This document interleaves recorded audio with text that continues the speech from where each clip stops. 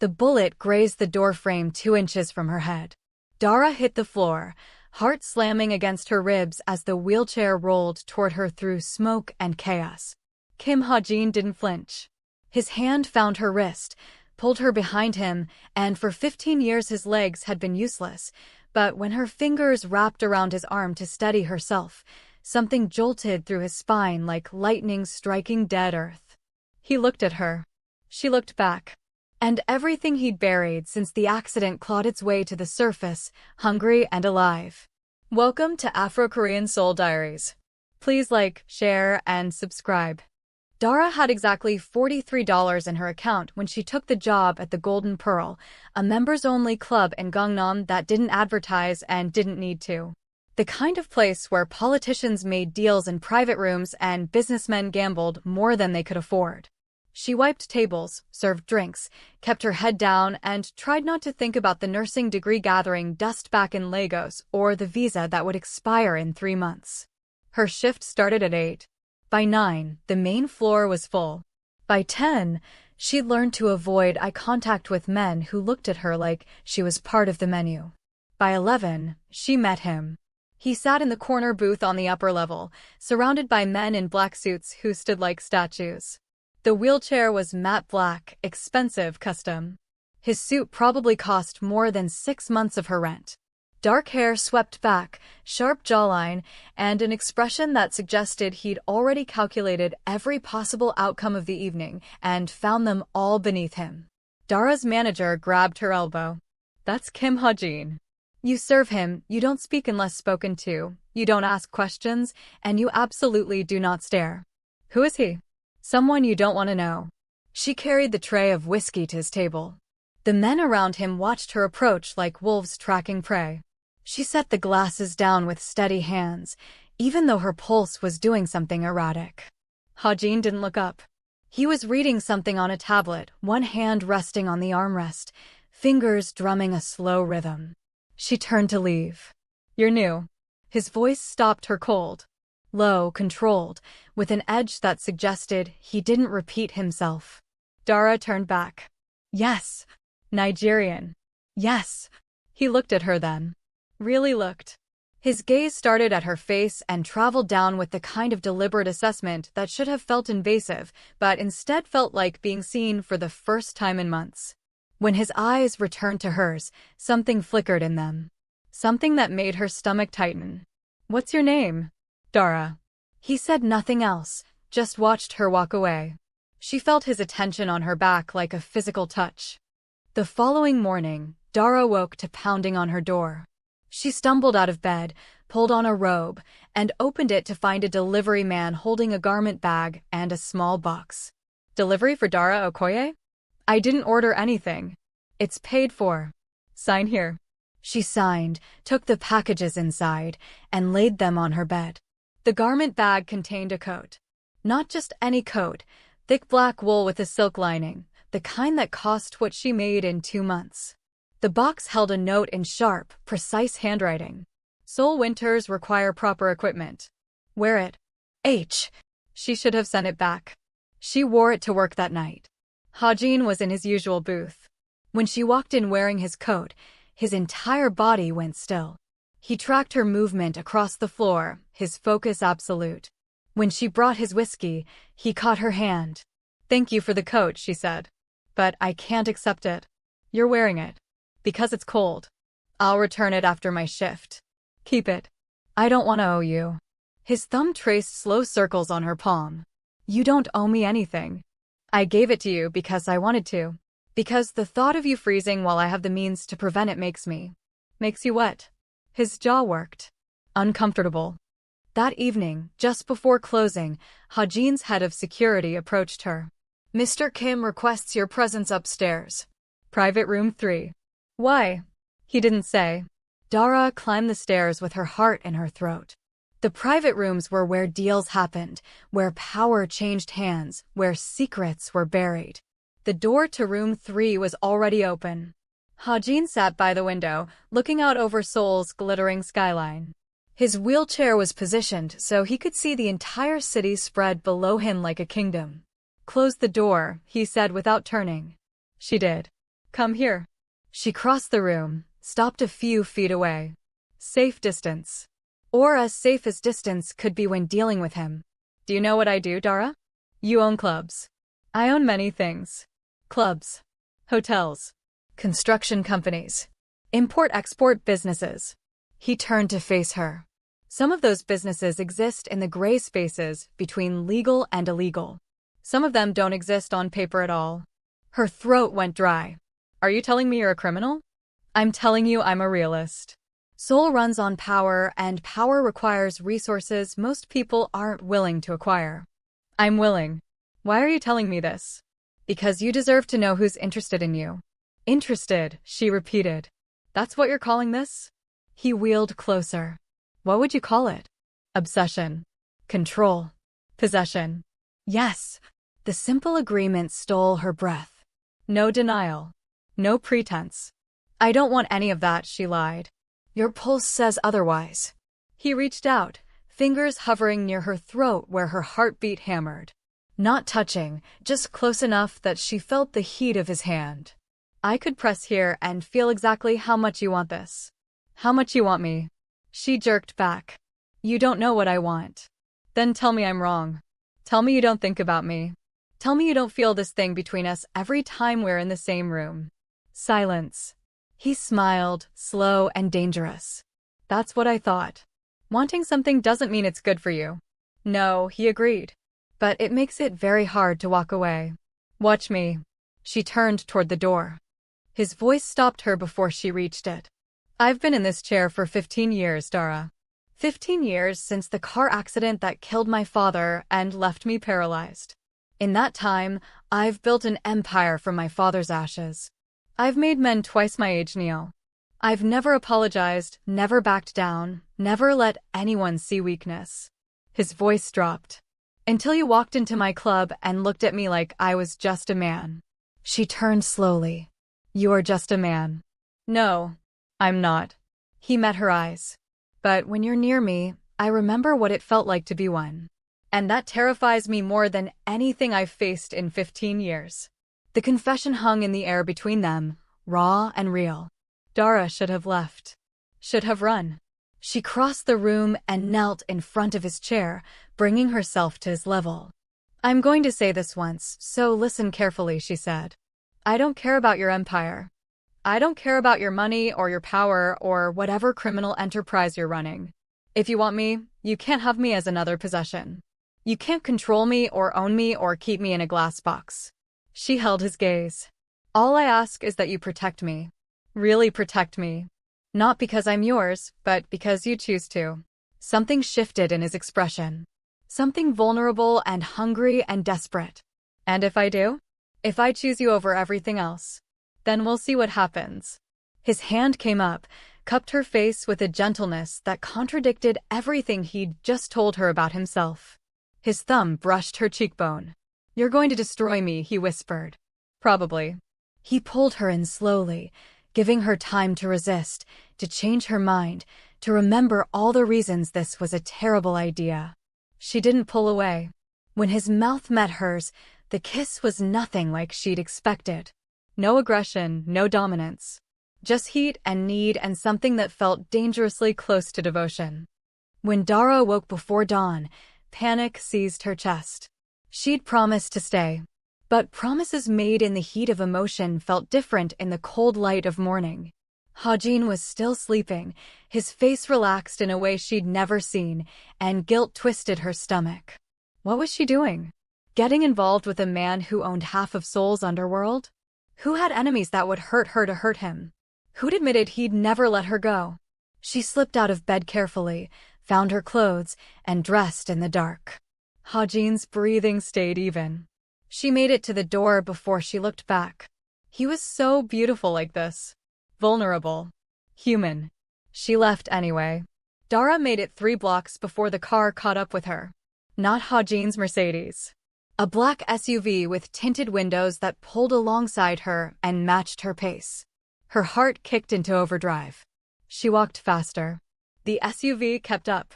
The passenger window rolled down. A man she'd never seen before leaned out. Miss Okoye. Get in the car. I don't know you. Ha-jin sent us. You're not safe out here. I'll take my chances. The driver's door opened. A second man emerged, tall and built like he broke bones for a living. Miss Okoye, with all due respect, you're not taking chances with your life. Not on our watch. Mr. Kim would have our heads. Where is he? Discovering you're gone right about now, I'd imagine. And, trust me, you don't want to be on the street when he realizes it.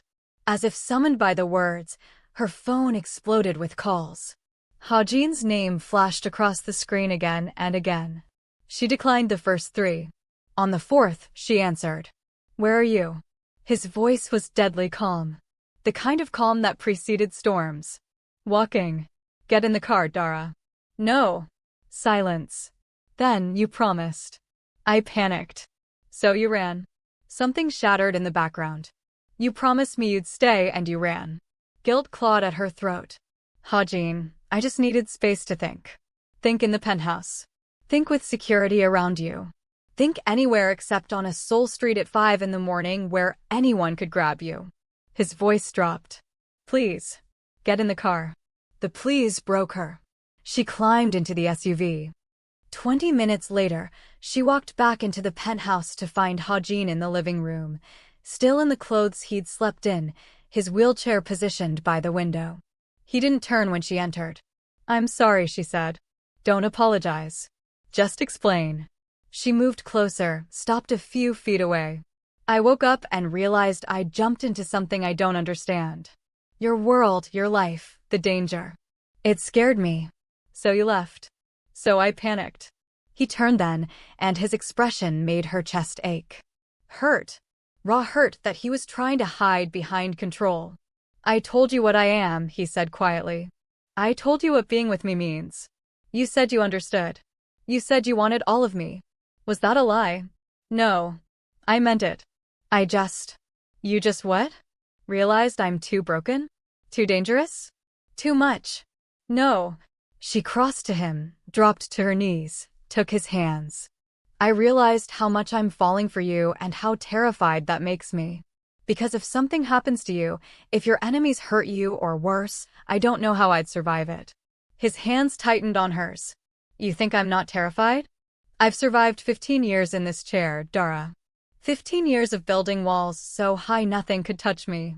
And then you show up and demolish them in weeks. You make me feel things I thought died in that car accident. You make me want things I've never let myself want. He pulled her closer. So yes, I'm possessive. Yes, I'm controlling.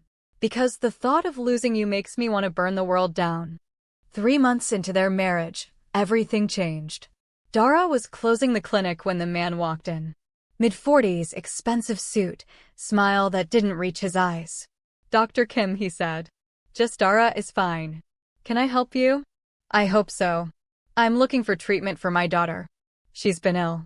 Something felt wrong, but Dara couldn't place it. What are her symptoms? Perhaps we could discuss it in private? The security guard stationed near the door shifted slightly. Dara caught the movement. I'm sorry, but we're closing for the evening. If you'd like to make an appointment. The man pulled a gun. Everything slowed down. The guard reached for his weapon. The man grabbed Dara, arm around her throat, gun pressed to her temple. Tell him to stand down or I'll paint the walls with your wife's brain. The guard froze. Good. Now we're going to walk out of here very calmly. You're going to come with me, Mrs. Kim. And if anyone tries to stop us, you die first. 3 months into their marriage, everything changed. Dara was closing the clinic when the man walked in. Mid-40s, expensive suit, smile that didn't reach his eyes. Dr. Kim, he said. Just Dara is fine. Can I help you? I hope so.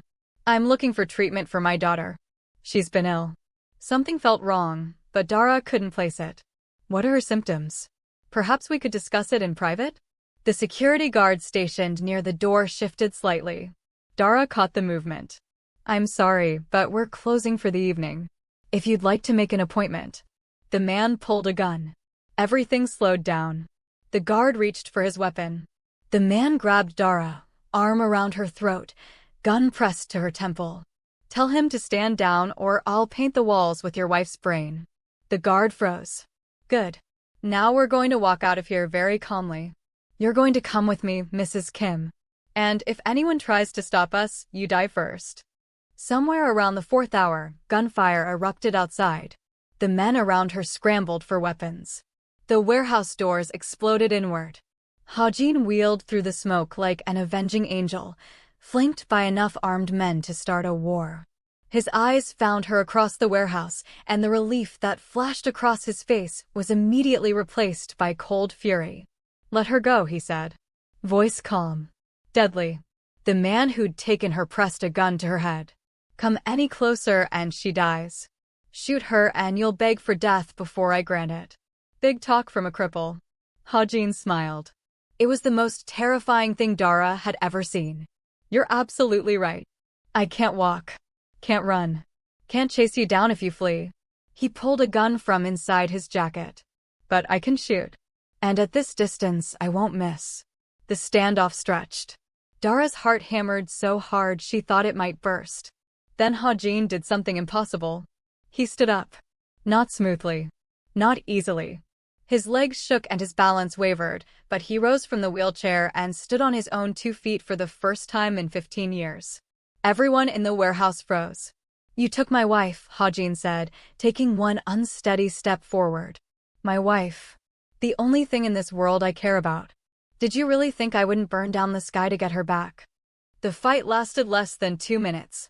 When it ended, Dara's captors were either dead or restrained, and Ha-jin was collapsing back into his wheelchair with legs that couldn't support him for longer than a few minutes. Dara ran to him. He caught her, pulled her into his lap, buried his face in her neck, and held her like he'd never let go. "You stood up," she whispered. "For you. Only for you. Ha-jin. If they'd hurt you, I would have killed every single person in this building with my bare hands. Chair or no chair." She pulled back to look at him. There were tears on his face. She'd never seen him cry. "I'm okay. I'm safe. You saved me. We need to talk," he said. Dread pooled in her stomach. About what? About the future. About what happens next. She sat up, pulling the sheet around herself. "Okay." He set down the coffee, took her hands. "The leak is plugged, but my enemies know you exist. They know you matter to me. That makes you a target for as long as we're together. I'm willing to take that risk. I'm not. Which is why I'm giving you a choice." He met her eyes. "You can leave. Go back to Nigeria. Start over somewhere I can't reach you. I'll make sure you have enough money to never worry again. Or you can stay. But if you stay all the way. You become part of my world officially. Under my protection. Under my name." Her heart stopped. "Your name? Marry me, Dara." The words hung in the air between them, enormous and terrifying and perfect. "You're proposing? I'm offering you protection and permanence. The proposal comes with it." He reached into his pocket, pulled out a small box. Inside was a ring that probably cost more than a house. "I know it's fast. I know it's insane. But I've spent 15 years being cautious, and it got me nothing but loneliness. I'm not wasting any more time." The wedding happened fast. Ha-jin didn't believe in long engagements, not when there were enemies circling and protection to establish. 2 weeks after the proposal, Dara found herself in a private ceremony at a hotel Ha-jin owned, wearing a dress she'd helped design and surrounded by people she was still learning to trust. Her family wasn't there. They were an ocean away and didn't understand her choices. But Ha-jin's inner circle stood as witnesses, and when he took her hands and promised to protect her until his last breath, she believed him. The reception was small but elegant. Dara drank champagne and accepted congratulations from people who probably killed for a living, and tried not to think too hard about what her life had become. Late in the evening, Ha-jin pulled her onto the balcony. Seoul glittered below them, millions of lights in the darkness. "Having regrets?" he asked. "About marrying you?" "No." "About the champagne?" "Maybe. I'm not much of a drinker." He smiled, that rare soft expression he only showed her. "You're beautiful. You're biased." "Absolutely." He pulled her closer, his hands settling on her waist. "But also right." She leaned into him, resting her head on his shoulder. "What happens now?" At 7 months, Dara woke Ha-jin in the middle of the night. Something's wrong. He was instantly alert. What kind of wrong? I'm bleeding.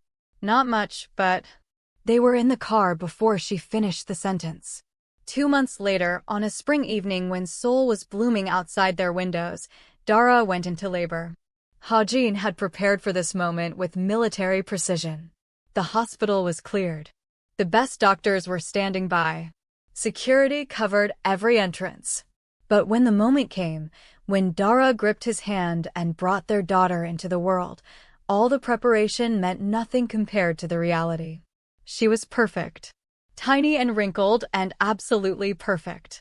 Ha-jin held her with a gentleness that contradicted everything Dara knew about him, tears streaming down his face as he looked at his daughter. She's beautiful, he whispered. She looks like you. She's going to be stubborn like you. The clinic's third location opened on a Tuesday morning in Itaewon, not far from where Dara had lived when she first arrived in Seoul. The neighborhood had changed, but the need remained the same. Ha-jin stood beside her at the ribbon cutting, their daughters flanking them.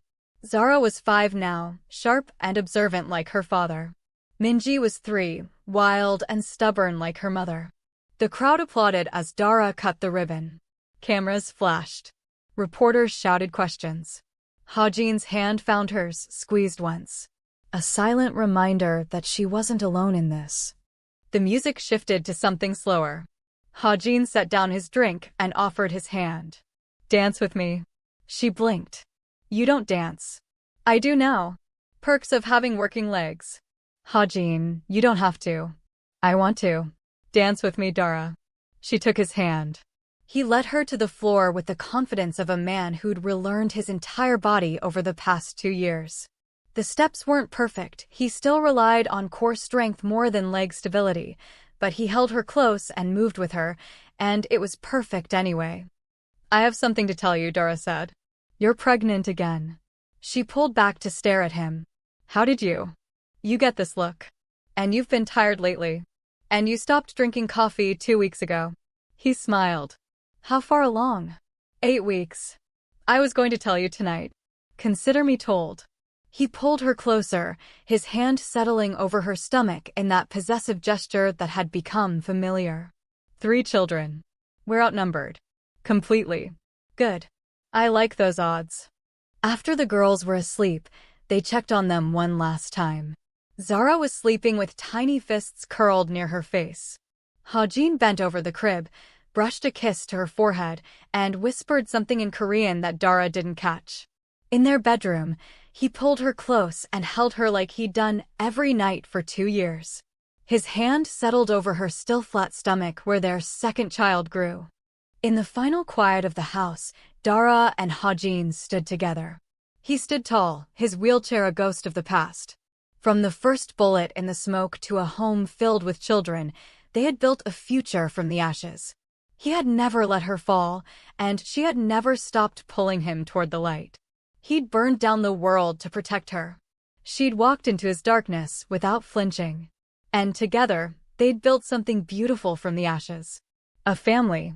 A future.